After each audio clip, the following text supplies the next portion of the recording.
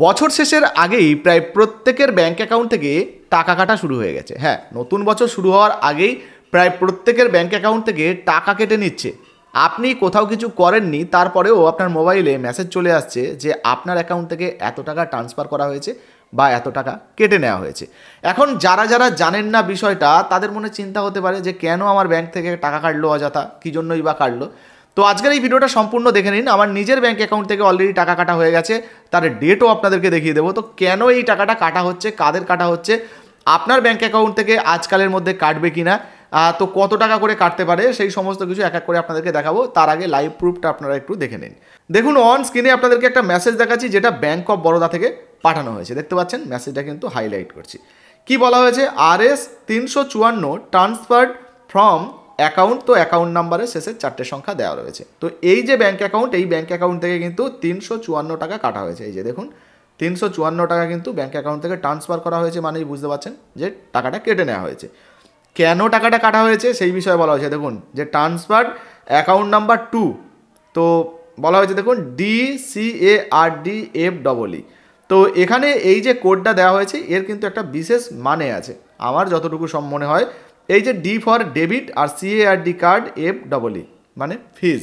Debit কার্ডের ফিজ হিসাবে 354 টাকা অ্যানুয়াল যে চার্জটা কাটা হয় সেটা কেটে নিয়েছে। আচ্ছা, এখানে ডেটটা আপনারা দেখুন, ডিসেম্বরের 6 তারিখ। এই যে দেখতে পাচ্ছেন 6/12/2025 কখন কেটেছে সেটাও কিন্তু দেখতে পাচ্ছেন, ব্যাঙ্ক অফ বরোদা। তো আপনাদেরকে লাইভ দেখাচ্ছি।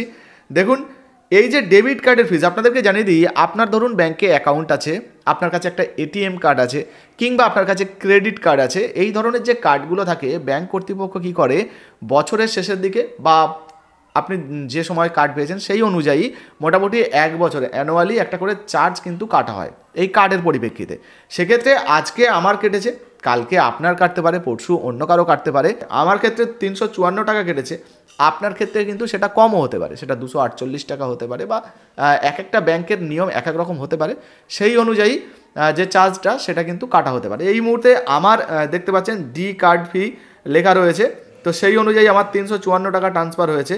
আচ্ছা, এই বিষয়টা নিয়ে আপনার যদি কোনো মন্তব্য মতামত থাকে, অবশ্যই কিন্তু নিচের কমেন্ট বক্সে কমেন্ট করে জানাবেন। তবে আপনাদেরকে জানিয়ে দিই, ব্যাংকের হিসাব অনুযায়ী ধরুন আপনার SBI অ্যাকাউন্ট রয়েছে, সেই অনুযায়ী আপনার SBI এর যে কার্ড ফিজ, অ্যানুয়াল ফিজ, সেইটা কাটতে পারে। আপনার ধরুন বন্ধন ব্যাংকে আছে বা অন্য কোনো ব্যাংকে আছে, ব্যাঙ্ক অফ ইন্ডিয়ায় আছে, এক্সিস ব্যাংকে আছে, ICICI ব্যাংকে আছে, যে ব্যাংকে অ্যাকাউন্ট আছে, যে ব্যাংকের কার্ড আছে, সেই ব্যাংকের হিসাব অনুযায়ী বা নিয়ম অনুযায়ী আপনার ব্যাংক থেকে কিন্তু এই যে অ্যানুয়াল ফিস যে চার্জটা সেটা কেটে নেওয়া হতে পারে। আচ্ছা, কিছু কিছু ক্ষেত্রে কী হয়, অযথা মানুষের ব্যাংক অ্যাকাউন্ট থেকে হয়তো টাকা কেটে নেওয়া হচ্ছে, এমনটাও মনে হতে পারে। আপনি কিছুই করেননি, ATM কার্ডের যে ফিসটা ধরুন সেটাও নয়, বা ক্রেডিট কার্ডের ফিস সেটাও নয়, অন্য কোনো কারণে আপনার ব্যাংক থেকে টাকা কেটে নেওয়া হয়েছে, আপনি বুঝতে পারলেন না। সেক্ষেত্রে কিন্তু আপনার যেটা সর্বপ্রথম করণীয় হবে, আপনাকে কিন্তু আপনার ব্যাংকের ব্রাঞ্চে গিয়ে যোগাযোগ করতে হবে যে আমার অযথা এই টাকাটা কেন কাটা হলো। তো আশা করি ব্যাংকের যারা আধিকারিক রয়েছেন, যারা স্যারেরা রয়েছেন বা ম্যামরা রয়েছেন, তারা আপনার সহযোগিতা করবে, আপনাকে জানাবে যে কেন টাকাটা কাটা হয়েছে। আর যদি অযথা আপনি কিছু করেননি, তারপরেও টাকাটা কেটে নেওয়া হয়েছে, মোটামুটি আপনি যদি সময় থাকতে গিয়ে ব্যাংকে অভিযোগ করেন, জানান, তাহলে ওই টাকাটা কিন্তু আপনি ফেরতও পেতে পারেন। ব্যাংকের যারা আধিকারিকরা রয়েছেন তারা আপনাদেরকে এই বিষয়ে কিন্তু সাহায্য করবে। যাই হোক, মোটামুটি এই মুহূর্তে কিন্তু ব্যাংকের যে চার্জ, ATM চার্জ বলুন বা ক্রেডিট কার্ডের চার্জ বলুন, সেগুলো কাটা শুরু হয়ে গেছে। তো আপনার ব্যাংক অ্যাকাউন্ট থেকে কেটেছে কিনা অবশ্যই লিখে জানাবেন। সবার যে একসঙ্গে কাটবে এমনটাও নয়, আপনার হয়তো পরের মাসে কাটতে পারে বা অন্য কারো তারপরের মাসে কাটতে পারে, এমনটাও হতে পারে।